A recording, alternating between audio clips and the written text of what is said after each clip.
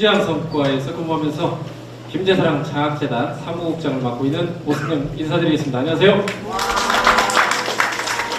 이렇게 환호도 해주고 너무 감사합니다. 자, 먼저 오늘 입시 설명에 함께 참석해 주신 우리 학생 여러분과 또 학부모 여러분들께 진심으로 감사를 드립니다. 저희 장학재단에서는 상반기 한번, 하반기 한번 이렇게 입시 설명회를 마련해서 여러분들에게 정보를 제공하고 있는데요. 상반기 때는 코로나 때문에 저희들이 개최하지 못했고, 이제 하반기 조금 사회적 거리두기가 이제 격화되면서 하반기 때 입시 설명회를 시작하게 되었습니다. 오늘 입시 설명회는 아주 특별한 강사님을 모시게 되었습니다. 종로학원 하늘교육 임성호 대표님이신데요. 이분 여러분들 KBS나 MBC나 이런 데서 입시 관련된 인터뷰는 대부분 이분이 하시더라고요. 그래서 여러분들 모시기 어려운 분을 모셨기 때문에 여러분들 잘 들으시고 좋은 정보 많이 받아가시기 바라겠습니다.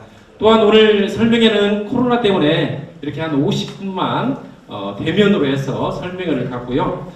지금 이 시간에 유튜브 김제 지평선 TV에서 실시간으로 함께 설명회를 또 시민들에게, 학부모님들에게 함께 강의를 들을 수 있도록 하고 있습니다. 또 설명회 자료는 김제사랑 장학재단 홈페이지 공지사항에 올려놨기 때문에 지금 현재 유튜브로 강의를 들으시는 분들은 그 자료를 여러분들이 프린트를 해서 출력을 해서 함께 보시면 여러분들에게 많은 도움이 될 것으로 생각합니다. 자, 그러면 강의를 시작하기에 앞서 제가 여러분들 앞에 김제사랑 장학재단에 대해서 잠깐 한 10분 정도만 소개하는 시간을 갖도록 하겠습니다.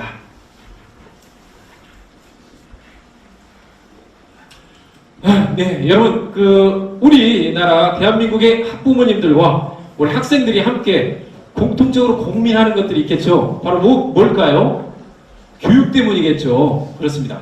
이 교육 때문에 우리 학부모님들과 학생들이 많은 고민을 하게 되는데, 우리 김제시에서도요, 교육 때문에 고민을 많이 하고 있습니다. 교육 때문에 고민하는 곳이 교육청이나 학교뿐만 아니라 우리 김제시에서도 왜 이렇게 교육 때문에 굳이 고민을 하고 있는 것인지 한번 다음 장면을 보시면 알 수가 있겠습니다. 자, 맹모들이 먼저 찾는 교육도시 땡땡땡 있죠. 또 그래 옆에 보시면 우수한 교육 환경이 눈에 띄는 땡땡땡, 그리고 단지 내 유명 학원 등 입점 예정. 자, 이게 무슨 광고일까요? 무슨 광고일까요? 네, 맞습니다. 아파트 광고입니다. 자, 사람들이 어디에 모이죠?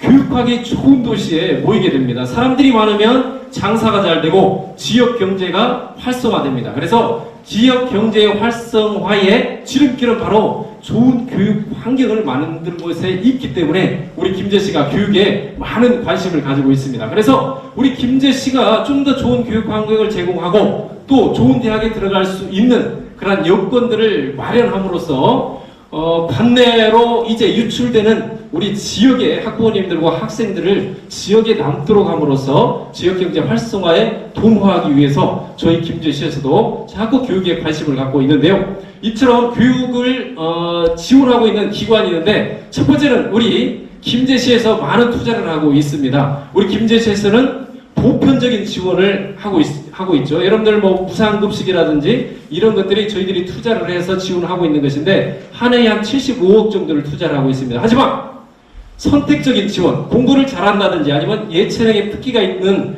이러한 선택적인 학생들에게 지원하는 데는 우리 시에서 지원하기가 좀 곤란해요. 그래서 김제사랑 장학재단을 마련해가지고요, 이제 공부를 잘한다든지 특기가 있는 학생들에게 선택적으로 지원을 해주고 있습니다. 그래서 다양한 사업들이 있어서 올해 같은 경우에 한 17억 정도를 투자를 하고 있는데, 이 장학 사업들은 초등부터 중학, 그 다음에 고등학교, 대학교까지 장학 사업들이 잘 연결이 되어 있습니다. 그래서 핵심은 무엇이냐면 내고장 학교를 선택한 학생들에게 더 많은 혜택을 주기 위한 이러한 장학 사업을 저희들이 펼치고 있는데요. 자, 초등 부분에 대해서는 창의과학 교실을 저희들이 운영을 하고 있습니다. 그래서 지평선학당과 또 지역아동센터에서 과학 꿈나무들에게 이 프로그램을 제공하고 있고요. 내고장학교 보내기 격려금입니다. 자, 올해까지만 해도 상위 15%의 드는 학생들이 지역의 고등학교를 갈 경우에 200에서 100만 원의 경력금을 지급을 했는데요. 이제 내년부터는 상위 20% 안에 드는 학생들까지도 경력금을 드리려고 예정을 하고 있습니다. 그리고 또 관내에 대학교가 있습니다. 관내에 대학교를 갈 경우에도 관내 고등학교 학생들이 관내 대학교를 갈 경우에 또 100만 원의 경력금을 지급하고 있는 이런 사업들이 있다는 걸 기억하시고요. 또 공부만 잘하는 친구들만 주는 게 아니라 체육 꿈나무들에게도 경력금을 지급을 하고 있죠. 또 여러분들 장학사업의 핵심이라고 할 수 있는 지평선학당. 자, 이곳에서 중학교 2학년부터 고등학교 3학년까지 이제 올해는 종로학원에서 정말 잘 가르쳐주고 있고요. 올해도 좋은 성적이 저희들이 기대를 하고 있습니다. 자, 또 과감한 장학금 사업입니다. 예체능이라든지 또 이통장 장학금이라든지 일반 장학금 여러 분야의 장학금을 지급을 하고 있는데요. 이 역시 핵심은 내부장학교를 선택한 학생들에게 더 많은 장학금을 주기 위한 것입니다. 고등학생의 경우에 자, 전주나 익산으로 간 친구들에게 줄까요, 안 줄까요? 장학금을 안 주죠. 관내에 있는 고등학교 학생들에게만 장학금을 지급을 하게 됩니다. 그런데 더 큰 혜택이 있습니다. 자, 대학교를 갈 경우입니다. 대학교를 갈 경우에 김제에서 고등학교를 졸업해서 수능 4.0 이내만 맞으면 4년 장학생이 될 수가 있습니다. 1.0에서 2.0은 600만 원씩 4년을 드리고요. 2.1에서 3.0은 400만 원씩 4년, 그 다음에 3.1에서 4.0은 300만 원씩 4년을 여러분들에게 장학금을 지급하고 있다는 걸 여러분들이 기억을 하시길 바라겠습니다. 그리고 또 이제 공부는 잘하는데 생활이 어려워요. 그래서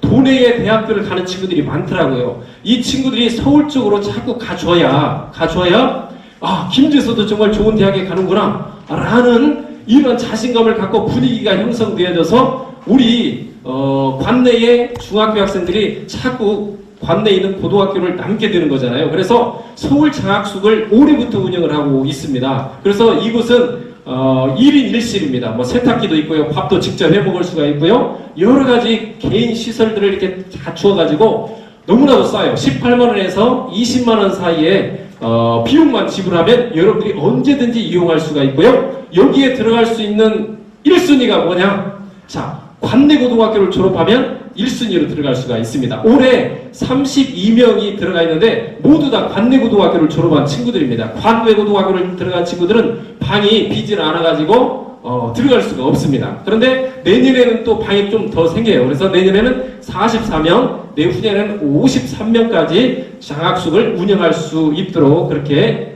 저희들이 계획을 하고 있습니다. 또 여러분들 잘 아시다시피 공무원 시험 준비반 여기서 운영을 하고 있어요. 그래서 방문각에서 운영을 하고 있는데요. 작년 같은 경우에 운영된 지 1년 만에 11명이 합격했고요. 올해는 18명이 합격을 했습니다. 그리고 또 국가직 같은 경우에는 9명이 필기 합격을 해서 11월 26일 최종 발표를 기다리고 있는데요. 자, 이러한 장학사업들을 통해서 나타난 효과가 무엇이냐? 장학재단을 설립하기 전에 관내고등학교를 진학한 학년 진학률이 한 63%밖에 안 됐어요. 그런데 올해 같은 경우는 73.5%로 늘어났고요. 더 중요한 것은 뭐냐면 공부를 잘하는 학생들, 그러니까 중학교 성적이 15% 10% 안에 드는 친구들이 관내고등학교를 간 진학률이 장학재단 설립 전에는 20%밖에 김지 안 남았어요. 그런데 올해 같은 경우는 60% 정도가 남았고요. 이제 내년에는 저희가 관내 중학교를 한번 방문했는데 더 많은 친구들이 관내 고등학교를 남는다라는 그런 분위기가 형성이 되었다라는 것입니다. 자, 이런 사업을 할 수 있었던 것은 저희가 장학사업이 있기 때문에요. 그래서 현재 271억 원 정도가 조성이 되어 있어서 여러분들의 장학사업을 지원하고 있는데 특히 이제 이러한 장학사업을 통해서 혜택을 받았던 친구들이 환원을 하는 친구들이 많이 있습니다. 그래서 어떤 친구들은 판사가 되고 초등학교 교사가 되고 또 어떤 친구들은 헤어 디자이너가 되고 또 어떤 친구들은 공무원이 되어가지고 자기 월급을 첫 월급을 장학재단에 기탁하는 그런 환원하는 사례가 많이가 있습니다. 그래서 저희들이 기탁하는 분들에게는 후원자 명예의 전당에 이름을 헌액하게 됩니다. 자, 여러분들도 혜택을 받으셔가지고요. 나중에 성공하셔서 한 1억, 10억씩 기탁하셨으면 좋겠습니다. 자, 그리고 뿐만 아니라 내년에 새로운 사업을 저희들이 구상하고 있습니다. 공부 잘하는 친구, 뭐 예체능에서 뛰어난 친구들만 지원을 하는 것이 아니라 내년에는 이제 저소득층을 위한 학원비 지원 사업, 지평선 나눔 스터디 사업을 저희들이 계획을 하고 있습니다. 그래서 300명 정도를 선정을 해서 학원비를 지원하게 되는데요. 이 사업은 지역사회가 함께 참여합니다. 그래서 우리 시에서 재단에서는 60%를 지원해 주고요. 그 다음에 학원에서 30%는 자기들이 기부를 하겠다. 그리고 자부담 10% 이렇게 해서 월 8만 원에서 12만 원에 이런 학원비를 지원해 줘가지고요. 우리 관내의 저소득층들도 학력 진진을 시킬 수 있는 이런 사업들을 진행을 하고 있습니다. 또 학당 옆에 보시면 공터가 있을 것입니다. 거기에 창의학습센터를 저희들이 한 42억 원을 주고 저희들이 건립을 할 계획이 있습니다. 그래서 여기에는 1층부터 5층까지 아동, 청소년, 그 다음에 청년, 그 다음에 노년층들이 함께 학습할 수 있는 그런 공간을 이렇게 마련을 해서 우리 김제시가 정말 교육도시로 거듭날 수 있는 그러한 김제시가 될 수 있도록 최선을 다하여 노력하도록 하겠습니다. 네, 이상으로 김제사랑 장학재단에 대해서 설명을 마쳤습니다. 박수 한번 주시면 감사하겠습니다. 네. 자, 그럼 지금부터 이제 본격적으로 2020 하반기 입시 설명회를 시작하겠는데요. 오늘 강의해 주실 강사님을 소개하도록 하겠습니다. 현재 종로학원 하늘교육 대표를 맡고 계시고요. 입시와 관련된 여러 가지 책들을 집필하셨습니다. 보자 임성호 대표님을 무대로 모실 때에 여러분들 큰 박수로 환영해 주시기 바라겠습니다. 박수 부탁드리겠습니다. 반갑습니다. 임성호입니다. 너무 세게 소개를 해주셔가지고 부담스럽네요. 제가 사실은 김제라고 하는 곳은 제가 사실 오늘 처음 와봤습니다. 주변에는 익산은 제가 뭐 몇 차례 와본 적도 있고 한데 그 김제라는 곳은 제가 처음 와봤는데 오자마자 여기 건물이 이렇게 또 별도로 있고 저도 이게 전체 학원도 많고 해서 사실은 저희 선생님이 어떻게 다 포진되어 있다라고 하는 것까지는 잘 모릅니다, 사실은. 그런데 제가 여기 도착을 하자마자 깜짝 놀랐어요. 저는 우리 애는 군대를 갔다 왔고 큰애는 둘째는 지금 또 올해 수험생입니다. 공부를 하고 있는데 서울에서 우리 애 가르치는 선생님이 여기에 계시더라고요. 그래서 복도에 만나서 깜짝 놀랐어요. 지금 애가 아니라 그 전에 애를 가르치던 선생님인데, 이게 굉장히 저한테는 왜 회사 대표를 가르칠 정도의 선생님 하면은 굉장히 또 이렇게 사실 좀 그런 게 있잖아요, 좀.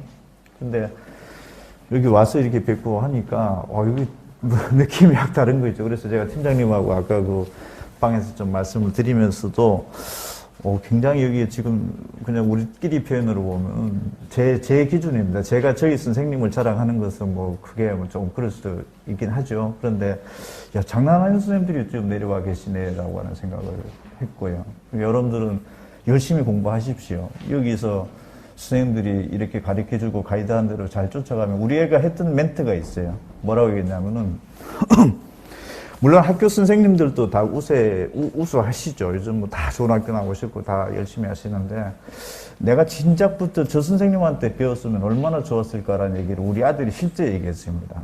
그러니까 여러분들이 여기 지금 공부를 하고 밤에 공부를 하고 이런 부분들을 좀 간단치 않게 좀 생각을 해 주셨으면 하는 게 제가 진심으로 좀 첫 번째 말씀을 좀 드리고 싶어서 이렇게 뭐 사담 비슷한 얘기를 먼저 드렸고요. 입시를 제일 잘 아는 사람은 고3을 마치는 학생이 여기 올라오면 입시 제일 잘 할 거예요. 그 다음에 고3을 막 마친 부모님이 여기 올라와시면 제일 잘 알고, 저처럼 재수도 시킨 부모님이 여기 와 있으면 더 잘 알고요. 이 입시는 그때 상황에 따라 굉장히 그 사람이 제일 잘 알 것 같아요. 그리고 공부를 잘하는 사람은 또 공부 못하는 마음을 또 이해를 못하고 또 그럴 수도 있고. 그러니까 공부를 잘하는 사람과 못하는 사람을 다 이렇게 보는 어떤 기관에서 얘기해주는 선생님들의 어떤 그 가이드는 또 굉장히 중요할 것 같고. 그 다음에 제가 서울에서 입시 설명회 같은 걸 할 때 밤이니까 제가 마스크를 낀 상태니까 그런데 조금만 볼륨을 불편하지 않게끔만 좀 높여주셨으면 좋겠어요. 그 입시 설명회를 할 때 고등학교 2학년하고 3학년 학생들은 그 입시 설명회는 그냥 공부만 잘하면 됩니다. 그냥 뭐 더 이상 뭐 없죠. 그리고 또 공부를 제대로 못 해놓으면 별로 이렇게 상담을 할 게 없어요. 그냥 눈높이를 낮추는 거에 대한 어떤 그 기분의 문제인 것이지 사실 그게 없잖아요. 근데 제가 또 여기 와서 또 놀라웠던 게 중학교 학생들이 여기서 공부를 한다고 그러네요. 굉장히 중요합니다. 입시 설명회는 중3 이전에 들어야 됩니다. 특히 대학 입시 설명회. 그래야 뭔가가 제대로 알고 뭔가 해보는 스타트가 되는데 다 지나고 나서 들으면은 속만 상하고 그럴 수도 있고 굉장히 다급해지고 쫓깁니다. 이게 막 돈만 쓰면 되는 것 같고 뭐 돈이 없어서 안 되는 것 같고 그렇지만 어쨌든 그래서 중학교 이전에 그 학생들도 만약에 여기서 들으시고 학부모님 계시더라면 그거 굉장히 중요하게 계시죠. 어떻게 보면 제일 중요할지도 모르고요. 다만 이제 고등학교 올라가서 이제 내년도 2학년이나 되고 3학년 되시는 분들은 내가 현재 처해진 상태를 얼마만큼 정확하게 객관적으로 알고 있느냐에 대한 명확한 근거를 가지고서 접근하는 게 중요할 것 같고 그게 입시인 것 같아요. 그래서 지금 여기 학생들도 있고 학부모님들도 있고 일부 학생들은 뭐 중학교 학부모 학생도 있고 하니까 좀 두루 같이 공통적으로 좀 말씀을 드리도록 좀 해볼게요.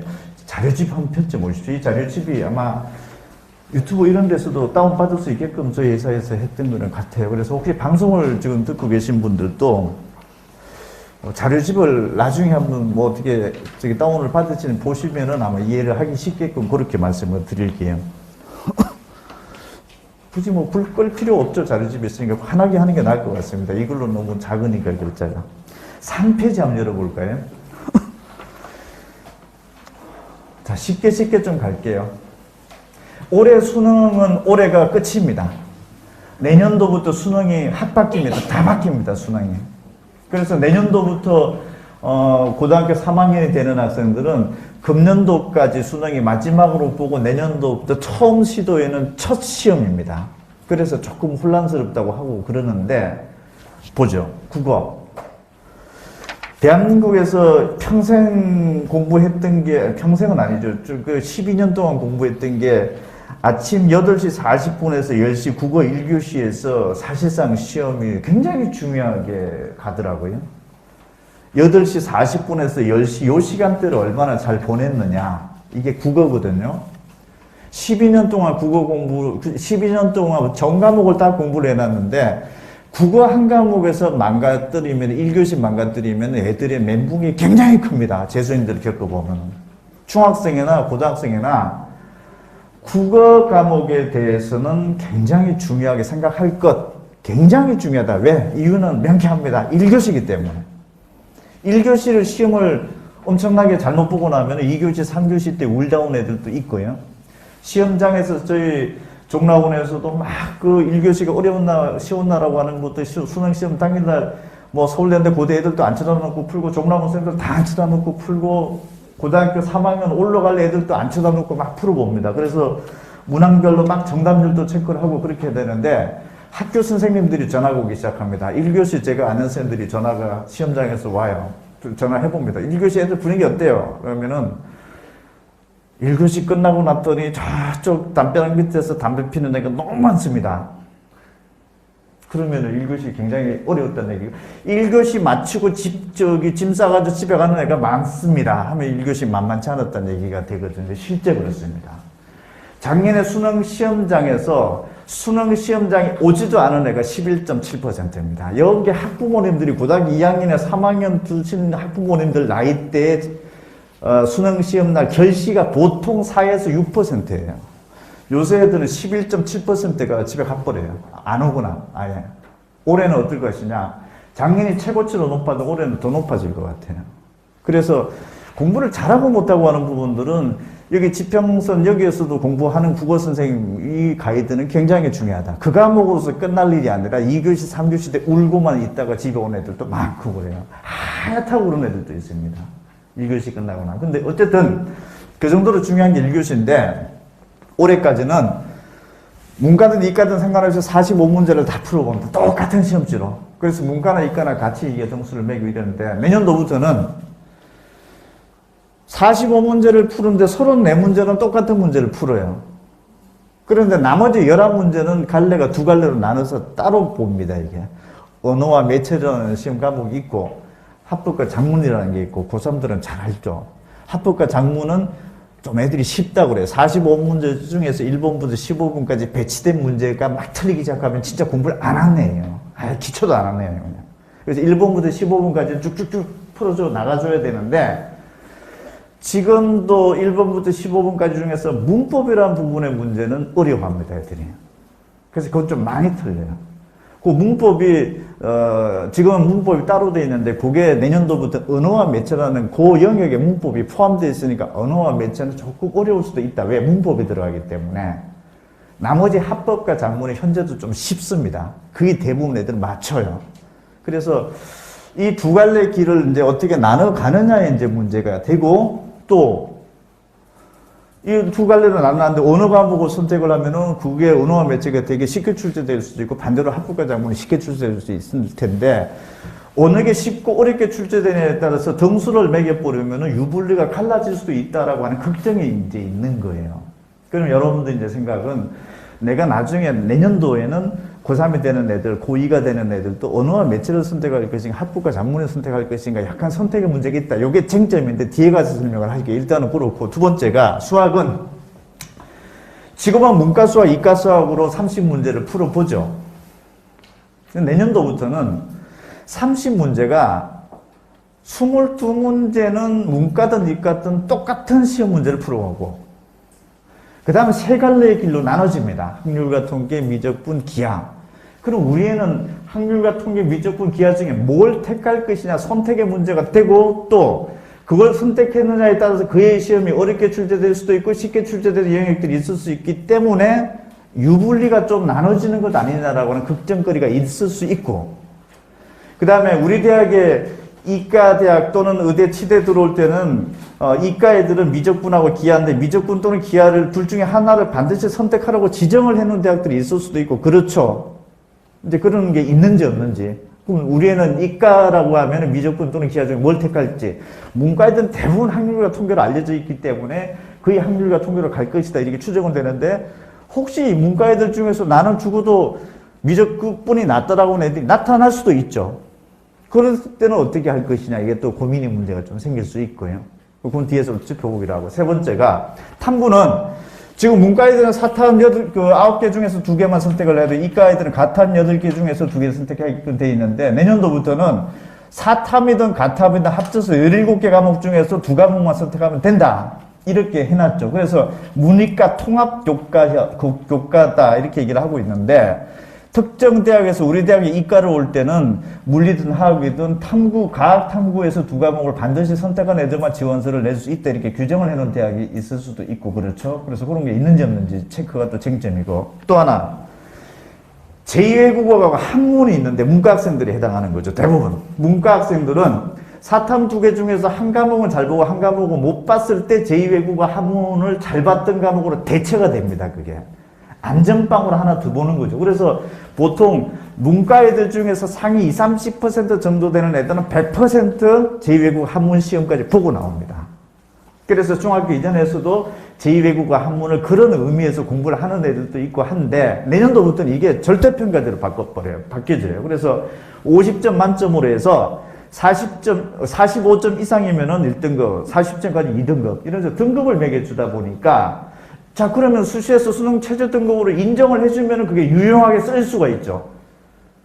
사탐은 상대평가니까 1등급, 1등급 들어오기 좀 힘들었는데, 한 과목이. 근데 이건 절대평가이기 때문에 1, 2등급 안에 들어오기 쉽겠죠? 그럼 이게 만약에 수시에서 수능 최저를 반영을 해준다라고 하면은 이건 논할 수가 있는 거죠. 그런 대학이 얼마나 많은지가 또 쟁점이 되겠죠. 이걸 살펴보면 밑에 자연계.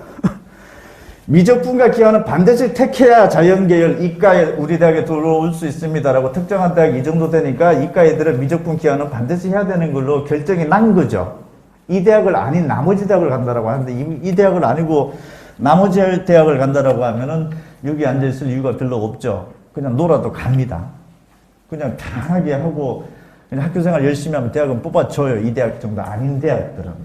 그 다음에 그렇게 해야 되니까 미적분 또는 기하를 뭘 선택을 해야 될지가 이제 고3 고이들한테는 고민이 되고 또 내년도 6월달 평가 모의고사 때 보면은 미적분 또는 기하 중에서 얼마만큼 애들이 선택을 했느냐가 굉장히 중요하게 부각이 될 거니까 고3 내년도 고2 되는 학생들은 내년도 6월 평가 모의고사 때 얼마만큼 선택지가 갈라졌는지도 잘 파악해야 됩니다. 국어는 언어와 매체, 합법과 작문 중에서 어느 갈래로 많이 갈라져 있는지, 수학은 확률 통계로 얼마만큼 가 있고 미적분 기하에서 얼마만큼 가 있는지, 이런 것들이 내년도 6월달에 중요하죠.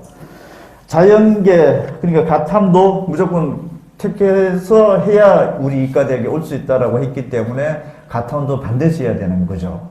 그래서 문이과 통합됐다고 하지만 수학은 이과 수학 여전히 해야 되는 거니까 중요하다. 과학탐구도 반드시 해야 되는 거니까 중요하다. 이렇게 봐야 되고, 제2외국어 한문은 수시에서 수능 최저로 인정해주는 대학은 성균관대학교 하나밖에 없으니까 이제는 이 시험에 대해서 대폭 중요도는 떨어집니다.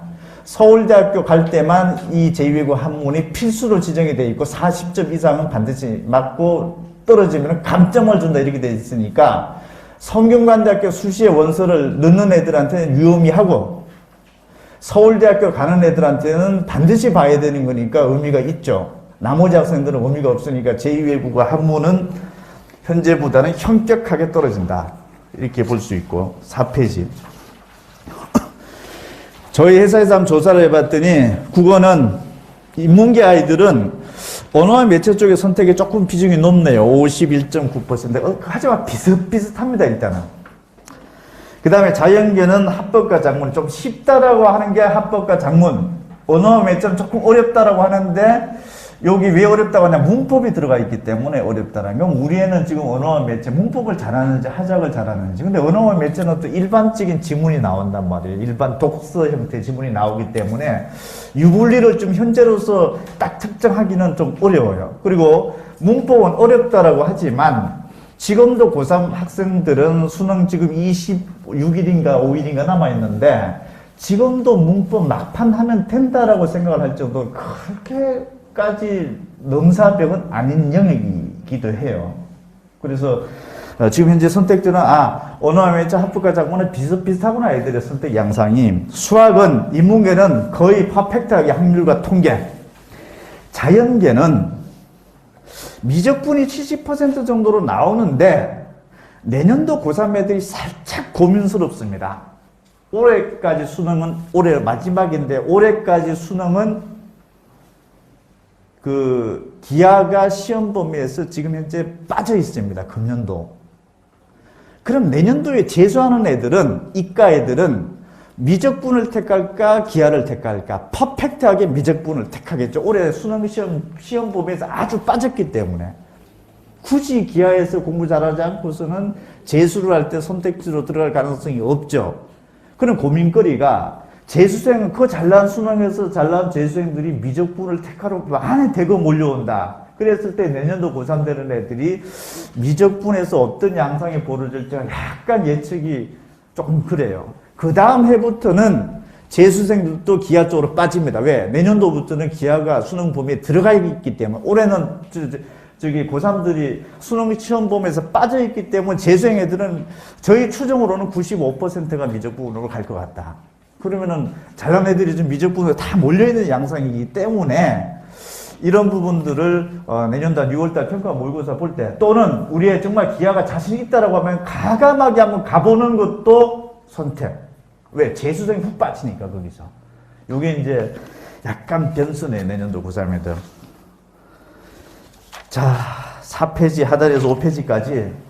그럼 대표님, 국어도 양갈래로 나눠주고 수학은 그럼 좋습니다. 문과는 확률 같은 게도 거의 대부분 간다고 치고 이과는 미적분 기하로 이제 갈라질 것 같은데 그게 7대3으로 갈라질지 8대2로 갈라질지 극학에 따라 9대1로 갈라질지 잘 모른다.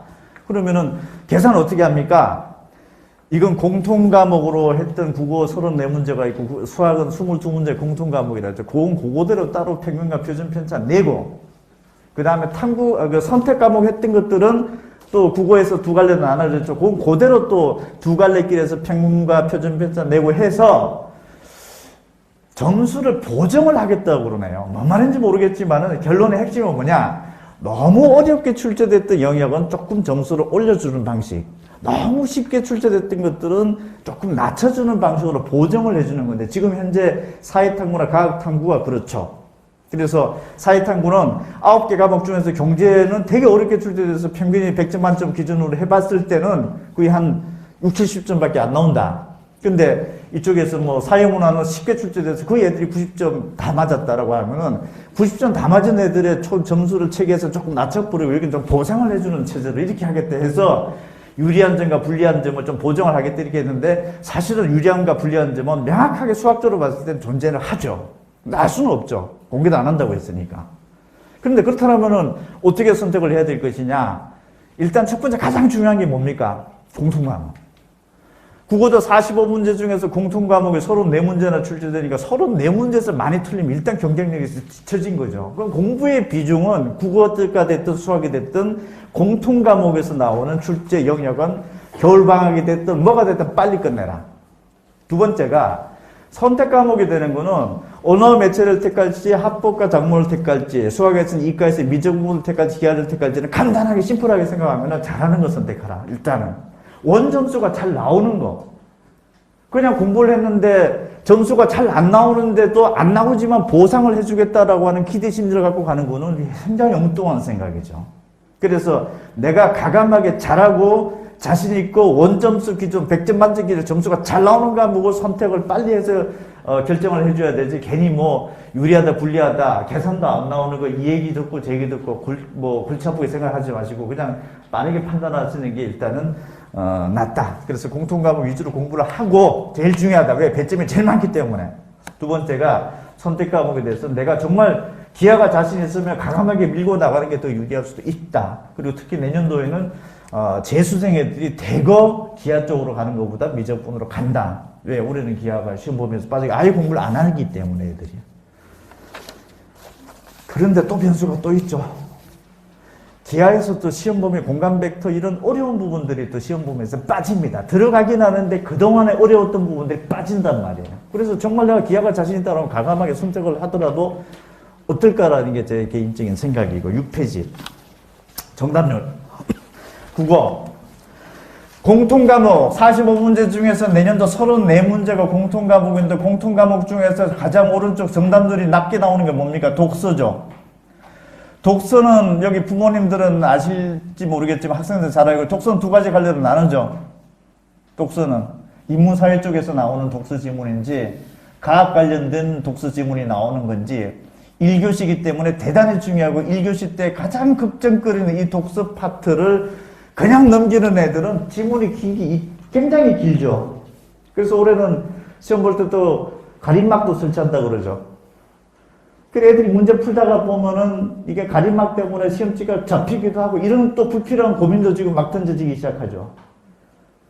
지하철이나 차 안에서 신문 큰 거 잘 펼쳐보는 사람이 있고 처음부터 펼치기에는 막 불편한 사람들도 있고 그렇죠. 집에서야 잘 보겠지만 이게 습관이 안 돼 있으면은 안 그래도 어려워 죽겠는 지문이 길게 나오고 있는데 막 접히기 시작한다. 이것도 시뮬레이션 해보라 해가지고 저희 학원에서는 칸막이 설치해놓고 시뮬레이션도 하고 막 그래요. 애들이 한 65%는 불편하다 일단 나오는데 너무 걱정을 하지 말고 어쨌든 독서 파트가 인문사회 쪽 올해 9월달 평가 모의고사에서는 한 19문제인가 정확히는 한 19문제가 상당수 문제가 코로나19에 관련된 인문사회 문제가 나왔습니다. 제도적인 것들도 나왔고 뭐 행정적인 지원책도 나와도 거기에 관련된 지문이 많이 나왔습니다. 생전 잘 듣지도 보지도 못했던 지문이라고 알 수 있죠. 또 익숙지 않다는 얘기죠. 두 번째, 갑자기 물리 파트가 나오고 막 화학 파트가 나오고 하는 지문이 막 나옵니다. 잘 듣지도 못했던 용어들이 나오는 지문들. 이게 수능을 좌지우지할 정도 1교시에 배치가 된다. 중학교 애들은 그러니까 결론적으로 국어는 해결이 시험장 끝날 때까지 가봐야 합니다. 주변 학생들 중에서 지금 현재 당장 올해 수험생들도 국어 마스터 했다라고 장담할 수 없습니다. 어디로 튈지 모르는 지문 때문에. 그래서 어떻게 보면은 영어 관련된 아주 어려운 컨텐츠 길고 어려운 지문들은 국어 공부한다고 생각하고 공부할 수도 있습니다. 실제 그런 애들도 있고요. 또 인문사회에서 하는 그 논술 준비하는 애들이 꼭 논술 시험을 잘 보기 위해서 하는 것도 있지만 일부 학생들은 그 논술을 공부를 하면서 국어 독서 파트에 인문사회 관련된 부분들 끊임없이 풀어본다라는 그 개념을 갖고 공부하는 애들도 있습니다. 그래서 국어는 중학생이 됐든 고등학생이 됐든 독서 파트 참 중요한 거구나. 결판 안 나는 거구나 이거. 그래서 과학 탐구 시간에 또는 수학 시간에 또는 영어 시간에도 하는 소스 자체 열심히 공부하는 게 그거 풀어보는데 도움이 된다라고 생각을 해도 되지 않겠나라는 게 그렇고요. 1교시 끝나자마자 올해는 어떨지 모르겠는데 저도 1교시 끝나면은 저기 막 상암동에 YTN 생방송 들어가고 막 그래요. 국어 굉장히 유명하신 분들이 옆에 같이 방송 들어가기 전에 대기실에서 물어봐요. 선생님 국어 어때요? 라고 하면 저도 못 풀겠어요 이럽니다. 그러니까 국어만큼은 이 독서 파트가 굉장히 중요한데 이유도 지금 말씀을 드린 거고 너무 자만하지 말고 좀 겸손하게 대응을 하십시오. 국어 시험은 가봐야 한다 끝까지. 그래서 지금 됐다고 생각하지도 말고 긴 안목을 가지고서 중요한 과목이니까 그렇게 받아들여야 되고 지역적으로 어느 날 며칠 할까 학부가 작문을 할까 이 고민하는 그 시간을 거기다 더 투자를 하십시오. 그래서 국어는 그렇고 수학은 미적분 쪽이 절대적으로 많을 것 같은데 이제 문제는 이제 기하 중에서 그동안에 정답률로 봐도 기하가 굉장히 어렵죠. 그런데 공간 도형과 공간 벡터가 이 시험 범위에서 아예 빠져버리는 거니까 옛날이랑 좀 다르다 이게. 그래서 진지하게 수학 선생님 원원해가지고 이게 기하로 가면 무조건 분리하다 어렵다 이렇게만 놓고 볼 건 아닌 거니까 어느 파트가 미적분이 좋을지 기하 파트가 좋을지를 한번 잘 한번 수학생하고 상의도 해보고 여러분 본인 스스로들도 한번 판단해 보세요. 너무 걱정만 하지 말고 기하는 무조건 어려운 애들이 온다. 이래서 지레 겁먹을 필요는 없을 수도 있다라는 말씀을 좀 드리고 싶고요. 7페이지. 내년도 고3 되는 애들 올해 모의고사 풀어본 거 보니까 정답률 낮은 거 쭉 보고 여러분들은 얼마만큼 지금 틀리고 맞았는지 보시고 이렇게 상대방들이 어려워하는 문제들에 대해서 지금 경쟁력이 있는지 없는지 이런 것들을 뭐 방학 때라든지 방과후 학교라든지 이런 데 있어서 좀 참고를 해주시고 우리 선생님들도 이런 부분들을 굉장히 많이 참고를 하고 지도를 들어갈 겁니다. 그래서 굉장히 조금은 문제, 30문제에 대한 어떤 접근도 조금은 객관적으로 좀 접근을 해볼 수 있는 어떤 그러니까 뭐 우선적으로 공부를 개인적으로 하고 싶다. 이런 부분들을 좀 빨리 끝내고 조금 더 빨리 마스터 해놓고 자신 경쟁력 갖고 가는 게 유리할 수도 있다. 이런 것 때문에 드렸고요. 8페이지. 작년도 고3 학생 수가 한 6만 명 줄었고 올해 고3은 전년에 비해서 또 한 6만 명 줄었으니까 한 2년 새에 걸쳐서 10만 명이 넘게 줄었습니다. 지금 금년도 고3이 최근 연도로 봤을 때 대학 들어가기는 제일 쉽습니다. 일단 학생 수가 한 10만 명 정도 줄어들었기 때문에 일단 쪽수는 제일 적어요. 그래서 올해 수시 원서 낼 때도 조금은 상향 지원했던 애들도 일부 있기도 하고 또 반드시 재수를 안 해야겠다는 심리도 덜하기도 하고 약간 그런 분위기입니다. 지금이. 그래서 학생 수는 그렇고 내년도 고3이 되는 애들은 근데 학생 수가 좀 늘어납니다. 고2 애들이. 한 10,000명 정도 이상 늘어나는데 너무 걱정은 하지 말고 이미 많이 줄어들었기 때문에 그 10,000명 정도 더 늘어난다라고 하는 것은 큰 영향력은 없다. 올해 중3이 내년 고1 되는 애들은 최근 한 20년 동안 대학 가기 제일 쉽습니다. 내년도 고1 되는 애들 또 한 34,000명이 또 주네요. 9페이지. 왜 대학 들어가기가 올해 고3부터 시작해서 좀 쉬워질 수 있느냐. 특히 내년 고3. 약대에서 1583명을 뽑아간다. 대한민국의 약대는 지방에 있더라도 우선들이 쭉쭉쭉 다 갑니다. 문과는 지방에 있다 하더라도 경제경영학과 우선애들이 지방대학 경제경영학과 안 가죠. 큰 특징 중에 하나입니다. 그래서 이과 1583명은 저 밑에 지방에 있는 대학이라 하더라도 공부 잘하는 다 빠진다 걸로. 약대는 의대 다음입니다. 지금은 순서가 의대, 치대, 한의대 이런 순서로 가지만 내년도부터 의대, 약대, 치대 순서로 갑니다. 그만큼 우수한 1600명이 전국에 흩어져서 빠져나간다. 한전에서 또 한 400명 뽑는데요. 또 400명이 빠져나간다. 10페이지. 금년 고3부터 큰 기업들이랑 연계가 해서 이런 까들이 한 200명 정도 뽑습니다. 금년도부터 이미. 그러니까 아까 약대 1600명, 한전공대 한 400명, 벌써 2000명이죠? 여기에다가 대기업들에 연계된 계약학과 200명, 한 2200명 정도의 우수한 아이들이 전국으로 흩어집니다. 그러면은 내가 의대, 치대, 한의대, 약대 안 가려고 하는 애들의 일반 학과의 합격수는 큰 폭으로 낮아지죠. 그래서 자연계 쪽의 선호 현상이 중요할 수도 있고요. 대학들에게 훨씬 쉽습니다. 가만히 있어도 무임승차의 간격이 큽니다. 굉장히 크게 나타날 거예요. 문과에도 반사 이걸 좀 보죠. 덜 넘어와 이쪽으로. 굳이 여기 남아있으면은 일반 전기, 전자, 기계 쪽에 가기가 더 쉬워지는데 굳이 저기 가가지고 할 필요가 없다라는 거. 그래서 입시는 학생 수도 줄어드는데 특히 이과 같은 경우에는 양상이 조금 달라진다는 걸 이렇게 생각을 좀 머릿속에 정립을 하시고 꿈을 크게 먹으십시오. 내년 고3 되는 애들부터 조금 찌질하게 생각하지 말고 지금부터라도 좀 크게 꿈을 먹고 한번 하면은 여러분 어머님, 아버님 세대 때와는 다른 양상이 지금 입시가 벌어지고 한 번도 경험해보지 못했던 입시가 내년도부터 시작됩니다.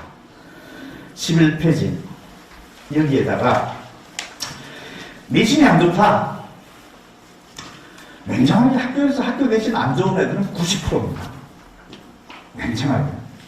일반 학교 들어가면은 내신 다 좋다고 하고 뭐 조금 쉬워질 수는 있습니다. 사실은 김제 쪽에 있는 데서 조금 쉬워질 수는 있을 테요. 내신 따기가 서울 애들보다 상대적으로는 제가 봤을 때 쉬울 것 같아요.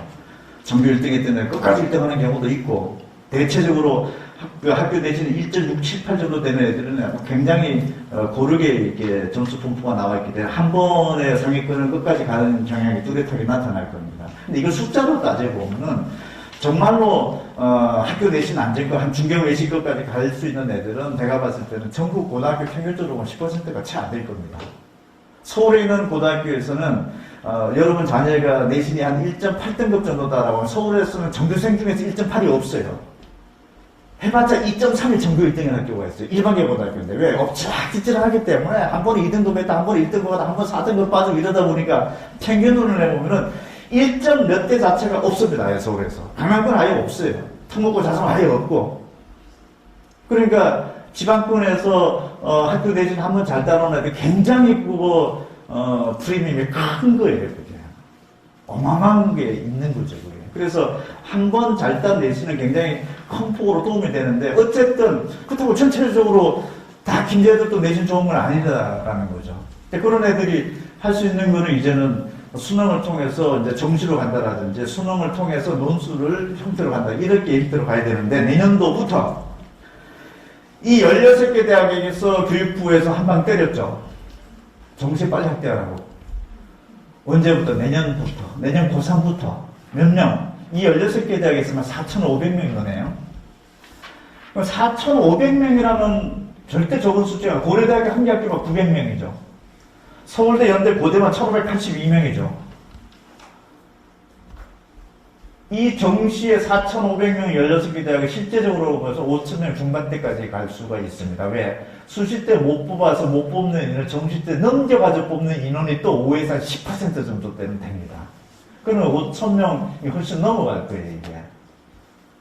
그러니까 학교 내신이 좀 안 된다. 지금부터라도 열심히 수능을 파면은 된다라고 하는 모드로 바꿔놓으십시오. 이런 변화들 때문에. 여기다가 이과 같은 경우에는 또 한 2,200명 정도가 기본적으로 쭉 빠져나갈 수 있잖아요, 저쪽으로. 2,200명은 그 웬만한 상위권 대학 학과에 거의 한 8개에서 10개 대학 규모의 최우수 아이들이 빠져나간다고 볼 정도 큰 규모입니다. 적은 수의 규모가 아닙니다. 이 세계적으로 봤을 때. 그래서 학교 내신 성적이 좀 안 좋은 애들은 이렇게 보고 어쨌든 정시가 좀 이제 느네요. 머릿속에 한 5,000명 이상 느네 라고 생각하시면 돼요. 12페이지. 서울대 3가지 발표를 했죠. 야, 정시에서도 이제 내신을 보겠다. 일단 중3 부모들 중에서는 이제 올해 고1부터 적용되고 내년도 고2 되는 애들부터 바로 적용이 되는 거죠. 적용한다. 일단 예고안이 나왔어요. 뭐 대기업에서 반대할 것 같지는 않고 교육부에서 제재할 것 같지도 않아. 이대로 갈 가능성이 거의 퍼펙트하죠. 문제는 연대고대가 어떻게 따라오느냐 이 문제인데 쟁점을 한번 짚어보면은 정시에서도 수능 100% 뽑다가 내신을 본다. 내신 중요하죠 뭐. 지방 애들 중에서 내신 성적 최상위권 관리 애들한테는 이보다 더 좋은 게 없죠.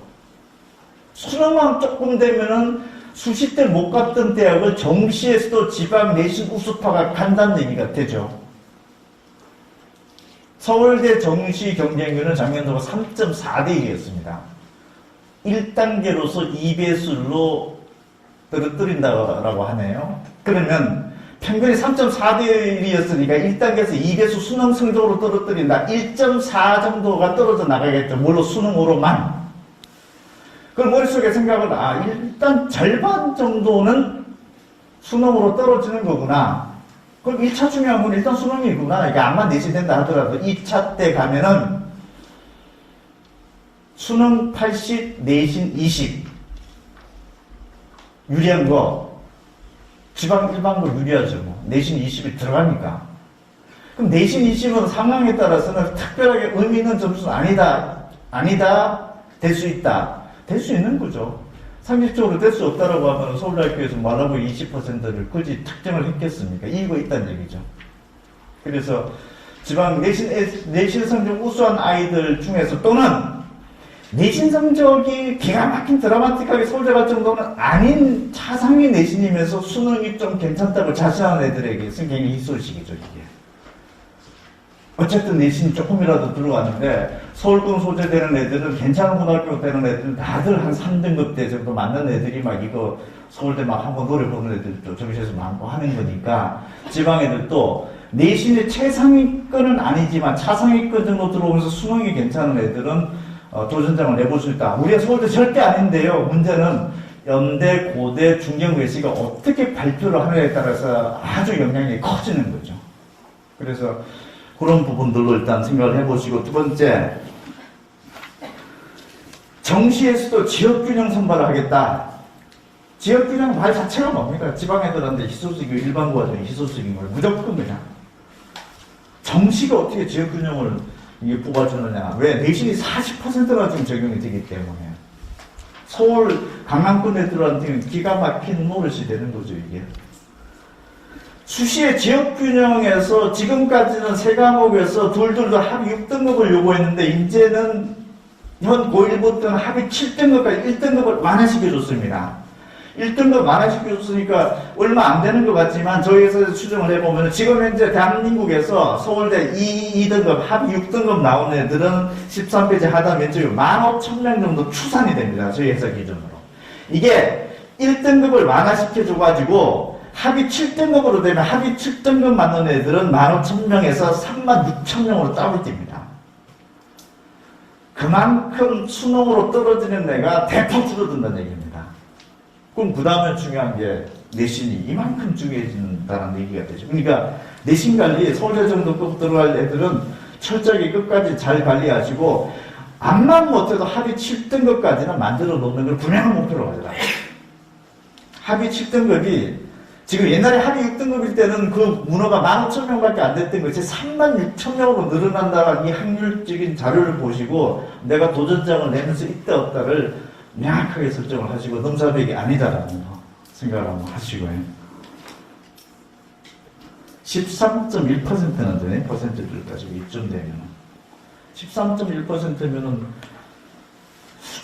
굳이 내신 등급으로 따지면은 3등급이죠. 11%까지 2등급입니다. 15페이지 갈까요? 자, 이제 전반적인 입시 상황이 있는데 고등학교 2학년을 지금 마쳤다. 이제 수시에 남은 학기는 3학기 이렇게 한 학기밖에 없다. 어떻게 할 것이냐? 2학년 마쳤을 때 3.2등급까지 나왔다 우리 애가 라고 하면은 그래도 3학기 1학기 한 번 끝까지 해가지고 한 2.95까지는 나올 수는 있는 걸로 시뮬레이션 나옵니다. 정과목 2등급 가정했을 때 근데 이걸 만약에 벗어났다 싶으면은 3등급 한 초중반 때까지 가는 거죠. 그래서 만약에 내신이 1, 2등급 때 나와 있고 3학 1학기를 맞이한 상태라고 얘기하면 무조건 학교 내신 끝까지 관리하는 건 기본적인 상식 중의 상식입니다. 그냥. 그래서 아무도 물어볼 때도 없고 그냥 하면 돼요.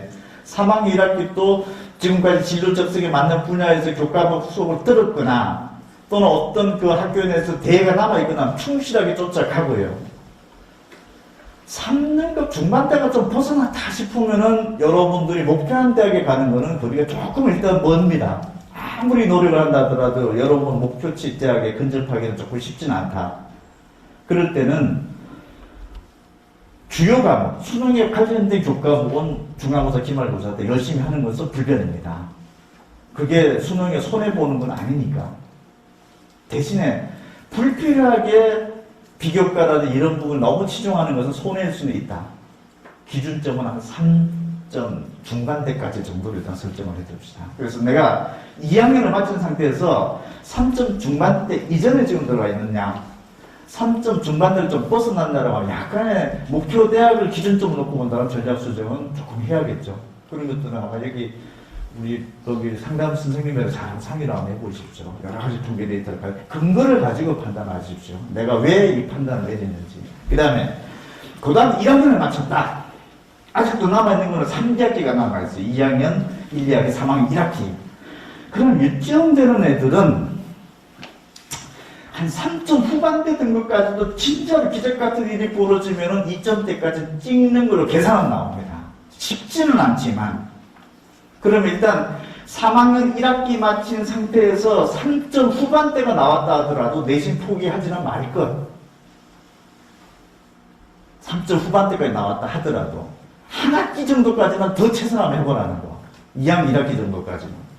그러면은 그 기준점을 놓고 봤을 때 역시 3점 한 후반대 정도 찍힌 상태에서 3등급대 유지한 애들은 수능하고 직접적인 연계된 과목은 정말 중간고사, 기말고사 때 피 터지게 공부를 하고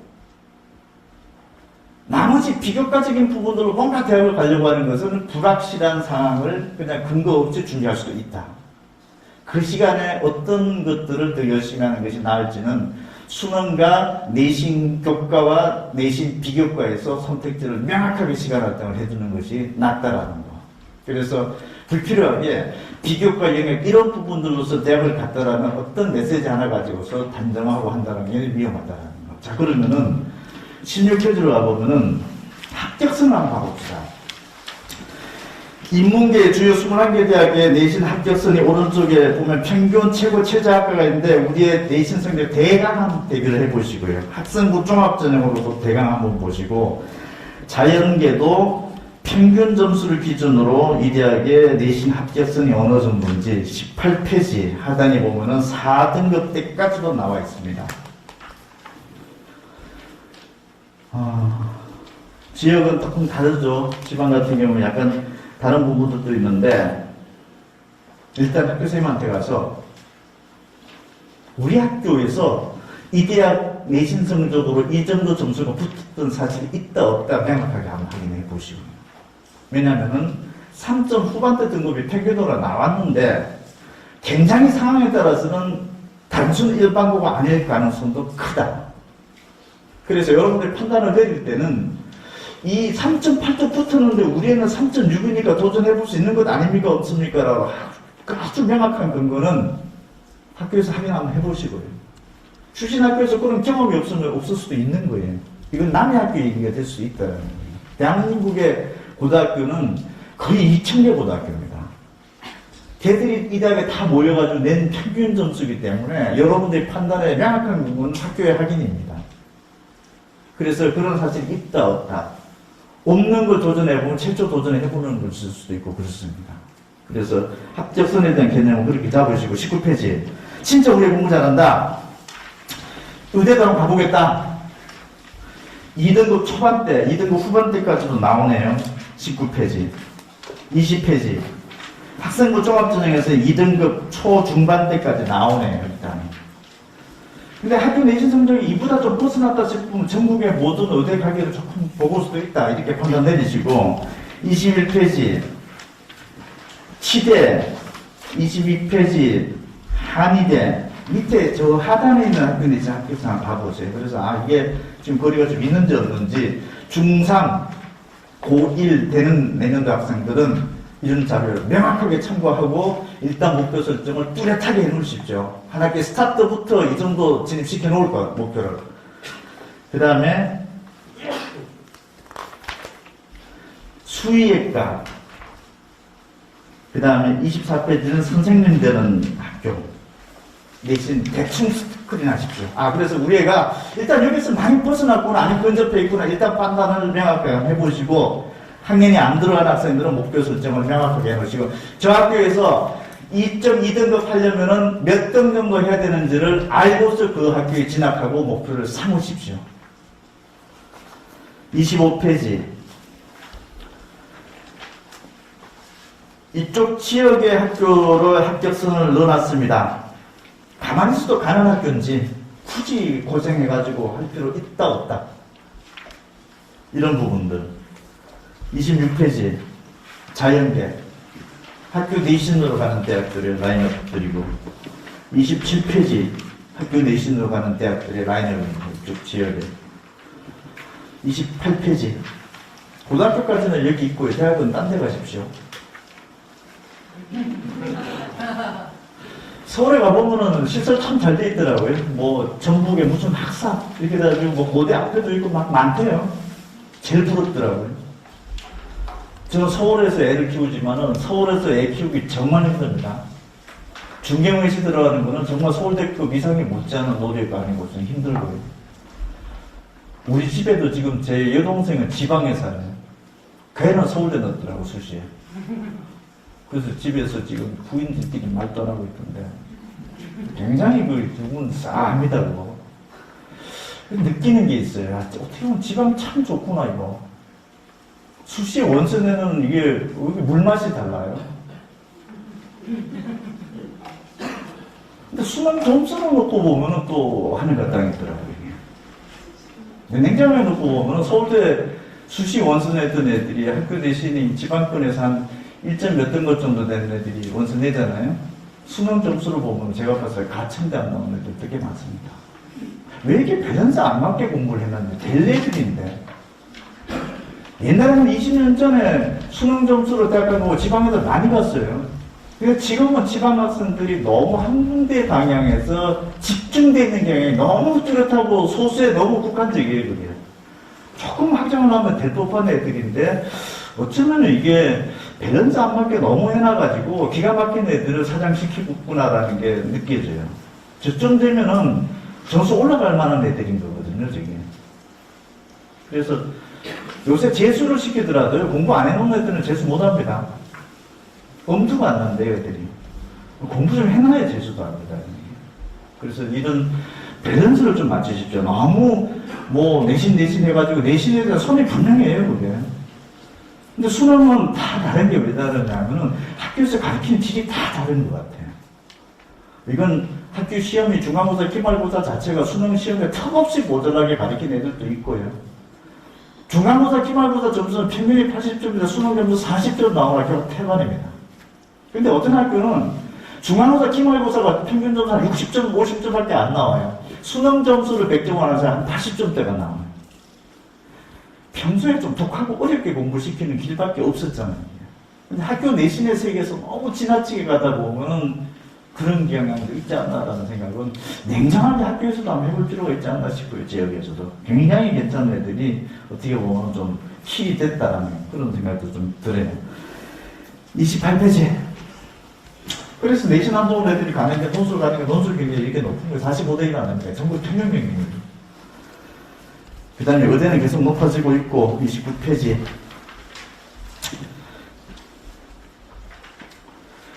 평균 경쟁률이 한 10대 1 이하로 떨어지는 대학들은 사실 생각을 이제 좀 해봐야 되지 않을까도 싶습니다.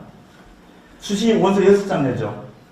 6대 1 경쟁률이 안 되면 사실은 미달입니다. 그래서 6대 1 안 되는 대학들은 정시 없으면 못 뽑습니다.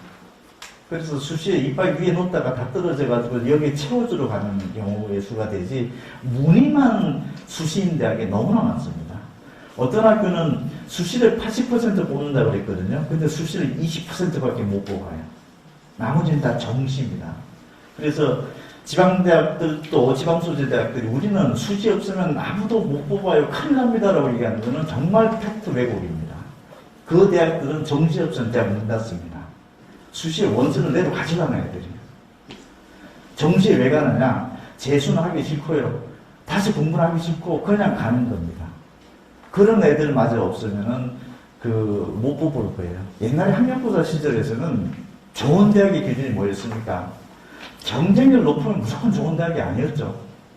어떻게 대학의 경쟁률이 7, 8대를 있으면 이미 중위권 대학으로 떨어지는 거예요.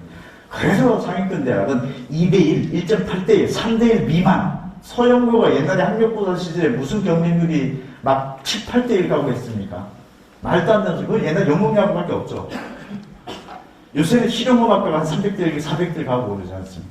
근데 요새는 어떻게 되느냐? 올해 한번 보면은 30페이지 뭐 논술 보는 대학을 좀 집어넣는 거고 31페이지 올해 수시에서 대한민국 최고 학과는 어디였습니까? 인하대 의예과 487.1대1이 대한민국의 최고입니다. 역대 대한민국의 최고는 실용음악과였습니다. 한 해도 놓치지 않아요. 제가 25년 동안 이쪽 교육 쪽에 와 있는데 실용음악과를 뺏긴 게 처음입니다. 이제는 의대 독주 시대로 왔어요. 그래서 내년도 약대까지 들어오고 나면은 이건 엄청나게 그냥 중경외시 중간 학과 정도, 뭐 경희대학교 화학과 가고 뭐 동국대학교 무슨과 가고 이럴 바에는 차라리 수의과 가자. 이럴 바에는 한 판 더 해가지고 반수를 했으라도 의대 가자. 경희대학교 생명공학과 정도 이과 들어간 애들이 반수해가지고 다시 의대 갑니다. 지방의대로 갑니다. 대한민국에서 대학 들어갔다가 제일 많이 빠져나가는 대학은 중경 정도 라인입니다. 지방대학 애들은 한 번 대학 들어가면 끝까지 그냥 중간에 나오지도 않아요. 나와서 특별하게 할 게 없어요. 반수 늘어난다고 하잖아요. 반수는 늘어날 정도가 되려면은 그래도 중경 외시급 정도 합격한 애들. 그것도 정시로 합격한 애들. 죽어도 이 대학 가기 싫습니다. 그래서 중경 외시에서 정시로 들어갔다는 얘기 자체는 일단은 서영고급으로 생각을 해야 됩니다. 그리고 그 대학은 웬만하면 안 다녀요. 때려치고 나와요. 그래서 반수한다라고 하면 주변 애들 보면 지방대학 중에서 반수하는 애들은 없어요. 공부가 안 돼요. 도전장을 내게 겁나서 못 냅니다. 그게 현실적인 분위기로 되어 있는 겁니다. 이게. 그래서 지금은 수시 경쟁률이 약하다라고 하면은 일단 위험한 대학입니다. 일단 채우기 힘들 수도 있고 건물 하나 짓기 싫고 그럴 거예요. 그러면 그 대학에 가보면은 대부분의 애들은 외국인이 많을 겁니다. 지금 대한민국의 성대 정도만 가더라도 캠퍼스의 30%는 외국인 아이들이에요. 그래서 강의실 가면 교수들이 외국인 아이들 한 30% 앉혀놓고 지방대학도 그래요. 왜? 얘네들은 돈이거든요, 지금. 그 얘네들은 또 뭐냐? 정원 외로 뽑아요. 이 대학에서 100명만 뽑기로 했는데 외국인 애들 무제한 뽑아버려요. 제한이 없어요. 그냥 학원이에요. 얘네도 돈벌이가 좋습니다. 기숙사 생활도 하니까 밥도 먹여주죠.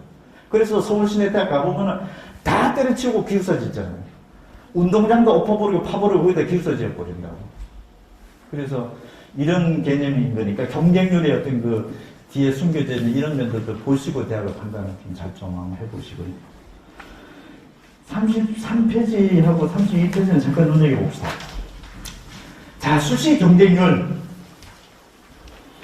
중앙대학교 미디어 커뮤니케이션 학부가 87.2대 1인데 이 대학에서 수능 최저를 요구를 하죠. 수능 최저를 못 맞춘 애들 다 빼버리고 나면 18.8대 1밖에 안 됩니다. 다시 얘기하면은 수능 공부 좀 하십시오. 그럼 내신 안 되면 논술로도 대학을 갈 수가 있어요. 그런데 우리 애는 논술에 기질이 있다 없다를 보지 말고 수능이 돼야 논술이 될 겁니다. 그리고 인문사회 논술은 논술 준비하다 다 떨어지고 손해볼 것 같지만 국어 1교시에서 제일 어려운 게 독서라고 그랬죠. 인문사회에서 뭘로 틀지도 모른다고 그랬죠. 하다못해 안전빵으로 그거라도 되는 거니까 내신 나쁜 애들은 우선적으로 수능 돼야 되고 그 다음에 논술을 같이 병행을 하더라도 손해보지는 않는다. 이과, 논술은 수학과 과학이 되죠. 수능에서 수학과 과학 탐구 대비가 동시에 되는 거니까 손해볼 게 없다. 내신 나쁜 애들은. 대신에 수능 최저가 나오느냐 안 나오느냐는 하늘과 땅이다. 33페이지. 서강대학교도 20번에 보면은 물리학 전공, 수학 전공 보면은 수학 전공, 논술, 외형상이 73.3대1 나와가지고 큰일 났다 싶었는데 수능 최저 못 맞춘 애들 그냥 다 긁어버리고 13대1밖에 안 나와요. 실질경쟁이에요. 수능만 하나 맞춰놓으면 일단 70~80% 되는 애들을 일단 패싱 시킨다는 명확한 사실을 머릿속에 인지를 해놓고 판단하십시오. 내신이 좀 안 좋은 애들. 34페이지. 내신 합격선 애들, 수능 최저 없는 애들 보면 뭐 180점대가 막 여기 대학 들어가 있고, 230점, 40점대, 인문계에서 이 대학 도저히 상상할 수 없던 280점대까지 육박해야 되는 대학들이 230~40점대에서 논술로 들어갔고, 이 논술로 들어간 애들이 한 70~80% 애들은 수능 최저를 일단 애들 제껴버렸고, 나머지 논술 실력으로 왔는데, 논술 실력 또한 수능 점수대로 대비를 해보니까, 실제 수능 정시로 들어간 애들에 비해서는 한 30점에서 40점 정도 모자라는 실력이다라는 거. 해볼만한 거 매력적인 거죠. 이 부분들은. 그러니까 특별하게 손해볼 것이 없다라는 뭔가의 전제를 깔고서 내가 이 논술 준비가 뭐에 도움이 된다. 정 안 되면 논술 준비하는 것 자체 인문사에서 국어 수능에서라도 도움이 된다.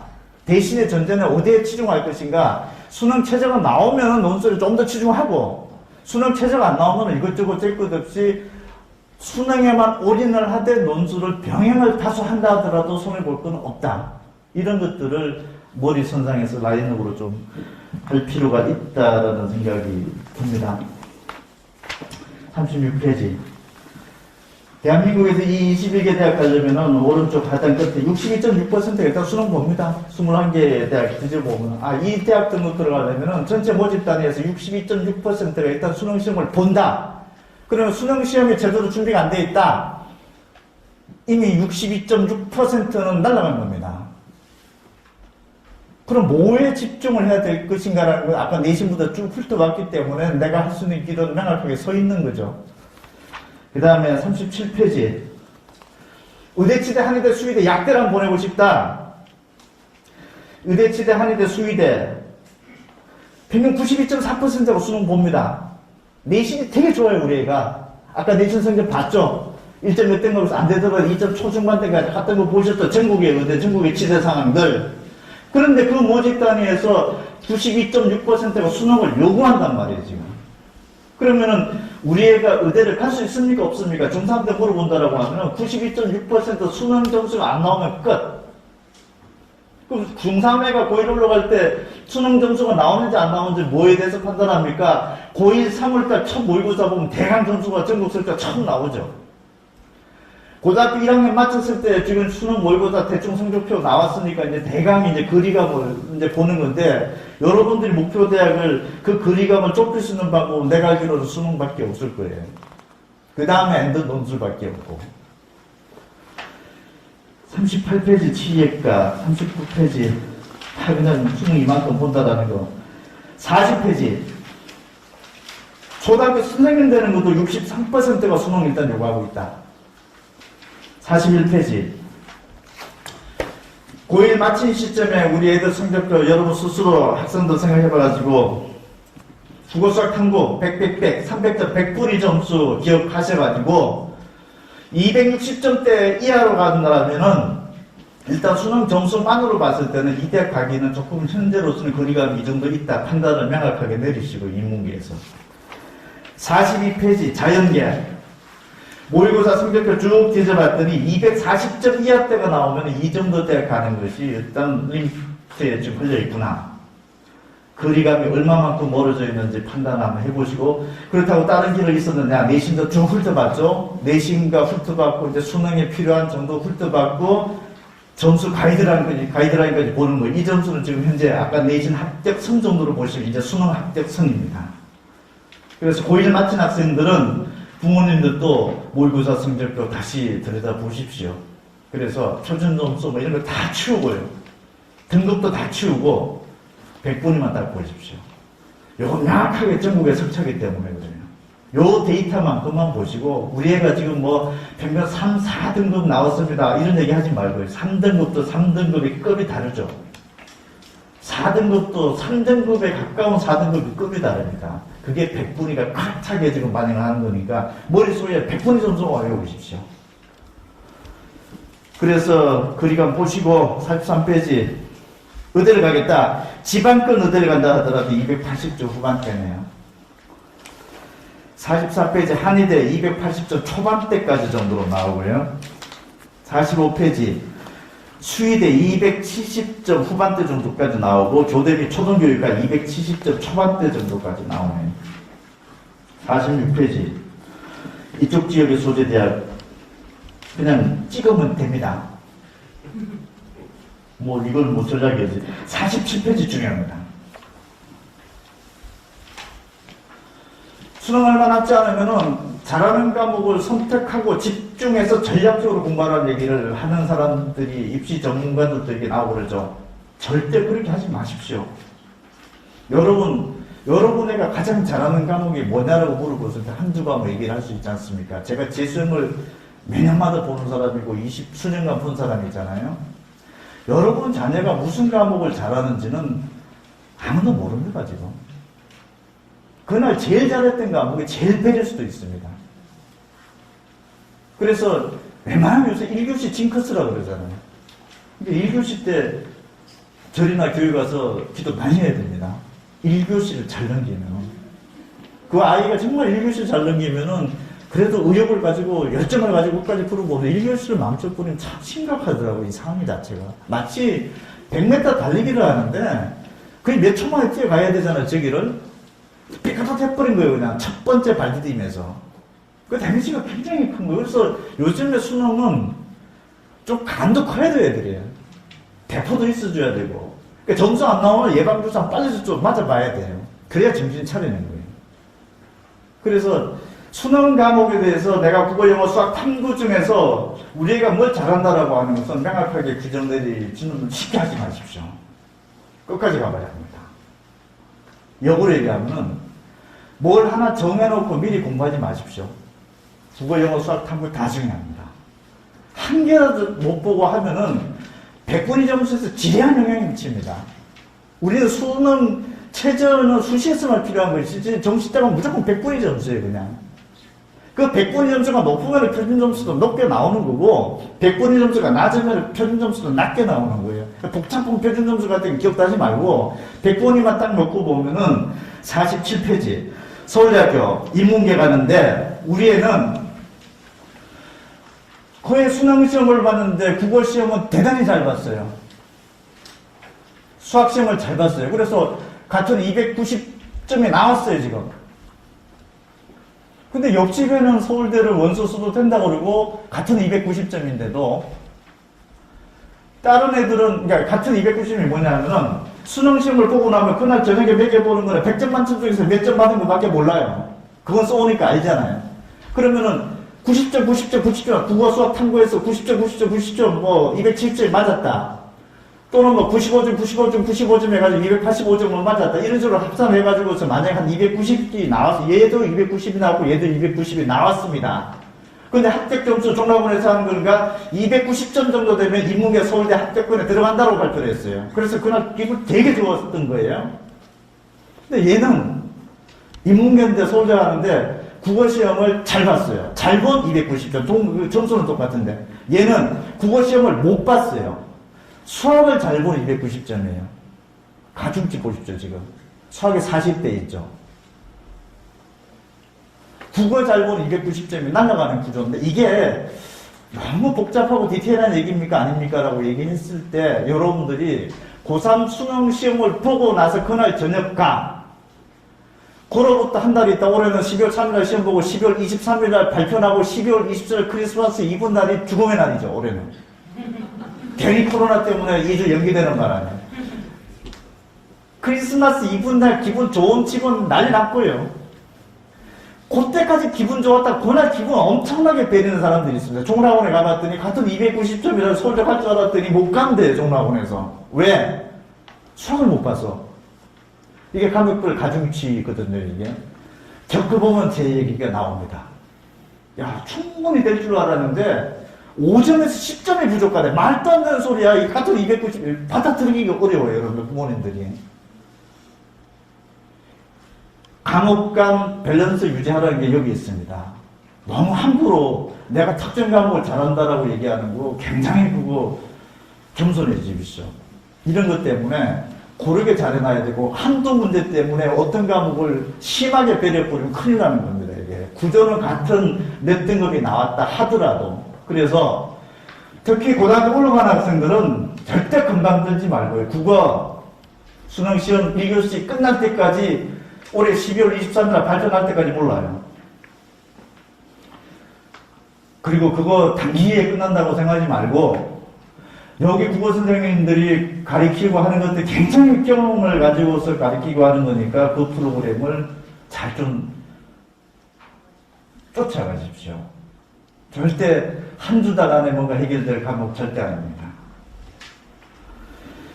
그래서 이런 식으로 해서 과목마다 이게 다 배점이 다르다라고 하는 부분들을 이만큼 49페이지도 중요하고 의대 치대 가더라도 중요한 거고, 가중치가 참 저래 중요하구나. 그러니까 국어, 영어, 수학, 탐구 이거를 매일처럼 매주처럼 공부하는 습관 중요하구나. 언제까지? 수능시험 당일까지. 그래서 뭐는 필요 없고 뭐는 불필요하다 이런 거 함부로 판단 내리고, 국어학원 가면 국어가 제일 중요하다고 할 테고요. 수학학원 가면 죽어도 수학이 제일 중요하다고 할 거고, 대학마다 다릅니다. 그리고 여러분들은 수학이 중요하고 국어가 중요할지라도 수능 시험 보고 나서 한 3주 있다 실제 수능 점수 결과 발표할 때까지 그런 거 장담하지 마십시오. 큰 우려합니다. 수시에 그냥 수능 없이 내신이라든지 기록부 가지고 붙으면 천만 다행인 거고요. 그러니까 수능 끝까지 할 때는 국어, 영어, 수학, 탐구, 심지어 논술까지 뭔가 공부를 한다. 손해보지 않는 장사로 갖고 가져야 된다는 거예요. 국어는 인문사회, 인문사회 논술은 국어 과목에 도움이 될 수도 있다. 수학, 이과 수학의 논술은 수학과 탐구 과목에 도움이 될 수 있는 연결고리 된 과목이다. 그래서 이과 애들 중에서 수능 준비 안 하고 우리 애는 논술로만 한 2달 동안 파야 되는 거 아니냐라고 임 대표하고 제 친구들 얘기를 합니다. 논술로서 한번 반수를 기적을 하려고 저 밑에 서울시내 있는 대학에 차이근의 대학에 들어간 겁니다. 내신 한 2.89등급으로 들어왔는데 그게 성이 안 차는 거예요. 반수로 하면은 딴 건 다 안 되고 논술로만 한번 대학을 들어가 보겠다고 폼을 잡아보는데 굉장히 힘든 구도를 갖고 가는 거예요. 이과 논술 자체가 수학하고 과학 탐구 영역이 나오는데 무슨 수로 그게 돌파될 것이냐라고. 아버지도 정권에서 다니면 확률적으로 생각을 많이 하고 있던데 그렇게 쉽게 그렇게 할 수 있는 부분이 아니다. 그래서 논술이라는 것도 또 주요 과목들을 좀 맞췄으면 좋겠고, 54페이지, 55페이지는 저희 회사에서 수능에만 집중을 해봤을 때 점수의 상승이 이 정도 된다는 거는 230점대, 220점대, 210점대도 다 가지고 있는데 여러분 자존심할까봐 그 밑에는 안 집어넣는데 혹시 있다라고 하면은 제대로 한번 해보고 나면은 이 점수 올라간다라고. 거의 70, 80% 올라가잖아요. 그래서 지금부터라도 2학년이 3학년 올라가고 1학년이 2학년 올라가고 중3은 아무도 몰라요. 지금 학력 지수를. 학교 시험이 제대로 된 걸 지금 9년 동안 본 게 없습니다. 그러니까 조금 뭔가 좀 1년 재수하는 애들 점수 올라가는 거 보면은 몇 달인지 아십니까? 9개월입니다. 9개월. 9개월 동안 공부를 해가지고서 점수가 올라가요. 집중을 그것만 했을 때. 딴 거 다 치고 그것만 해서 9개월입니다. 뭐 재수 생활이 한 1년 될 것 같아요. 9개월이에요. 여러분들도 한 9개월만 바짝하게 한번 여기 지금 지평선에서 공부를 선생님들 탓하지 마셔도 될 겁니다. 내가 아까 얘기했죠. 이런 얘기는 하여튼 선생님들 탓하지 말고 점수가 안 나온다. 여기 선생님들 말대로 해가지고 집에 가서 80%만 지켜보십시오. 그대로 점수 오를 겁니다. 코로나19에서 일반고가 유기하고 재수형 유기하다요.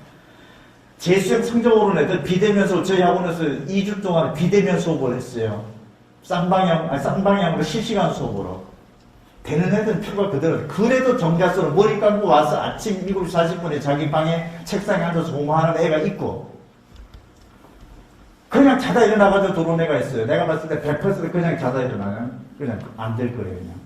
그리고 재수하고 이런 애들 보면은 주말도 거의 100%다 나와요.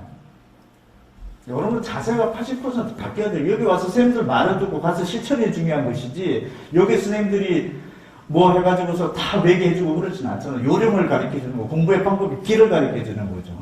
그 길의 영향력은 20%인데, 그 계기를 여러분들이 80% 그 소화를 해두고 실천하는 거 의미가 있는 거고, 그렇지 않으면 대한민국 어디를 내놓는다 하더라도 안 맞을 거다라는 거. 그래서 여기 학생들이 있는데 좀 해보십시오. 9개월이라도 미친 척하고 해가지고 기적 같은 뭔가 점수를 한번 모의고사를 받아보세요. 보이는 게 달라요, 그다음부터. 제일 잘 가르치는 애들은 고3 때 공부 잘해가지고 대학교 좋은 대학 1년차 들어간 애들이 앞에 나서 가르치면 제일 잘 가르쳐요. 그 과목 자체를. 그만큼 독통하게 돼 있는 거니까 80% 이상을 본인 어떤 노력으로 생각을 해가지고 지금 이 시간에 제 얘기도 하나 계기가 됐으면 좋겠어요. 9개월만 공부하더라도 230점대하고 240점대 되는 애들이 점수의 폭을 한번 해주죠. 내가 여기까지 와가지고 뭐 거짓말 데이터 대충 만들어 여러분들한테 그게 얘기를 하겠습니다. 자, 56페이지. 중간고사, 기말고사만 생각하지 말고 부모님들도 모의고사 일정, 모의고사대로 공부 좀 하십시오, 여러분들도. 그래서 자꾸 어머님들한테 가가지고 이번 모의고사는 준비 안 된 모의고사라고 자꾸 가서 거짓말하지 말고, 모의고사도 중간고사, 기말고사 못지않게끔 하고, 모르면 여기 기라쌤 같은 선생님들이 계신데 가서 자꾸 물어봐요. 선생님들이 귀찮아 할 수도 있지만 그 귀찮아 하지 않지만 나중에 되면 이뻐요, 그게. 모르는 거 자꾸 물어보십시오. 여기 학원에 올 때 질문 한 개라도 만들어가지고 오라고 그러세요. 여러분들 스스로도. 그 귀한 시간이고 여러분들한테는 엄청나게 혜택인 거를 왜 마다하십니까? 그냥 여기 와서 앉아서 공부할 같은 동네 독서실 같은 데 있고 편한 데 가지 말라고 얘기합니까? 선생님들 만나서 질문 좀 해요. 그래서 자꾸 물어봐요. 내 이거 막히는데 어떻게 해야 되죠? 라고 물어보고 그 선생님이 말하는 대로 실천하며 옮겨보십시오. 그게 굉장히 중요한 거고, 그러니까 모의고사 같은 것도 선생님 이번 모의고사 어떻게 대비해야 되고 어떤 영역이 좀 부족합니다. 공부하는 방법 좀 가르쳐 주세요. 아니면 실제 모르는 분들을 가서 던져보시고요. 62페이지. 전남대, 전북대 모든 학과의 합격서는 뭐 지역이 이쪽 지역이니까 제가 국공립대학만 일단 집어넣었습니다.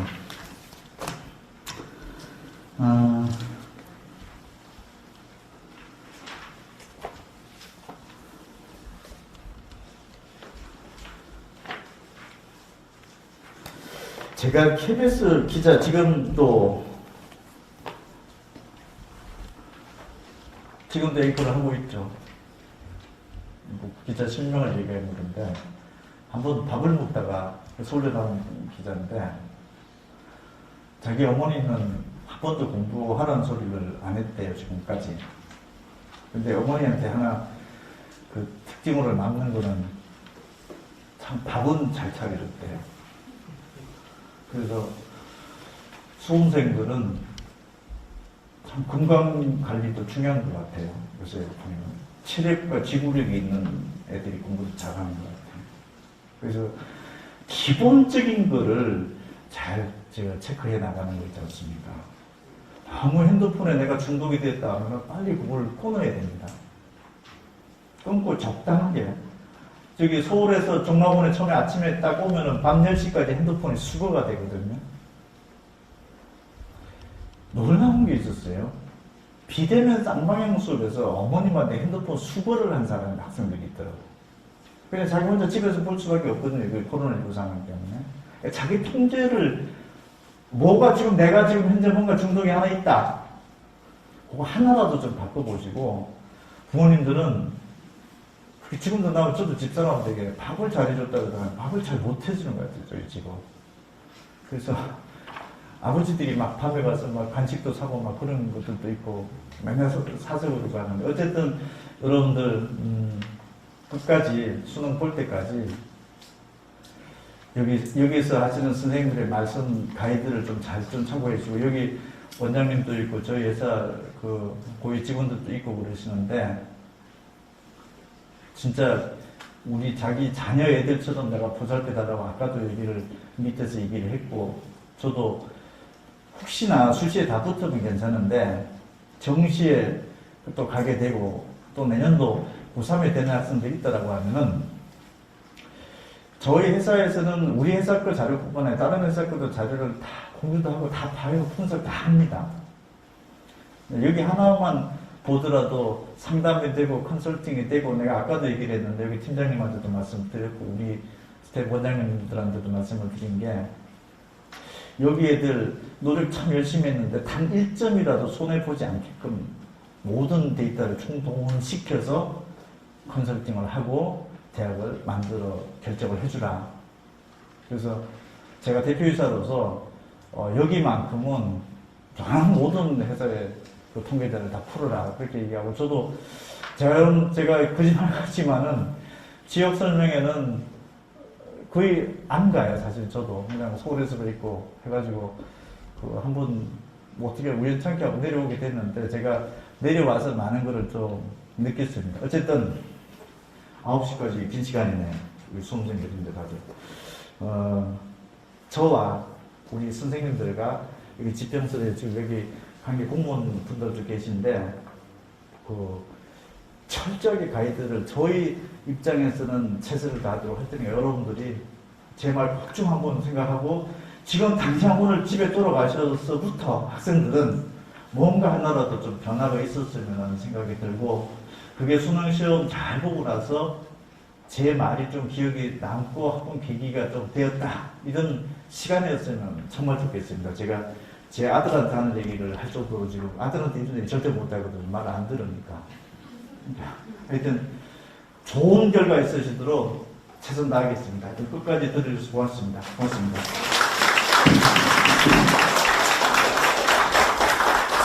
네, 다시 한번 우리 임성호 대표님께 뜨거운 박수 부탁드리겠습니다. 네, 감사합니다.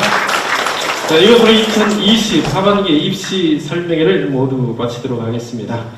더 자세한 그런 입시 설명들은 우리 부원장님께서 또 여러분들에게 시간을 내셔가지고 계속해서 해드릴 테니까 여러분들도 기대하시길 바라겠습니다. 자, 이것으로 모든 수업을 마치겠습니다. 고맙습니다.